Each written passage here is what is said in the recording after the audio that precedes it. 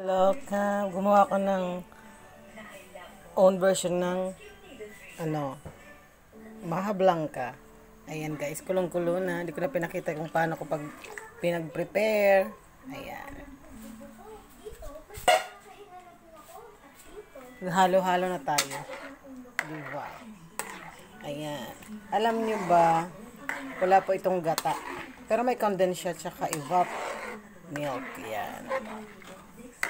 Ano lang yan, milk, tapos tubig, may ano lang siya, may corn, may cheese, tapos wala siyang gata, water lang, tapos may evap, yun. Diba, halo-halo hanggang sa mabuo. Nabubuo na nga siya eh. Diba? Ganun pala yung pagmaha. Pagluto ng maha. Ayan. Hindi ko na pinakita yung pag-prepare kung paano. Basta alam ko, haluin lang. Kemi. Char. Ayan.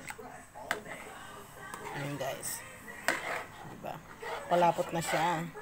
Sige pa. Halo ng halo. First time ko itong second time pa lang nagluto ako ng maha.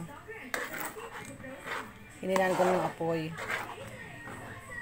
para hindi masunog. Wow, creaming cream. Mamaya papakita ko sa iyo kung anong nangyari sa maha ko. Bye muna mga kaloka.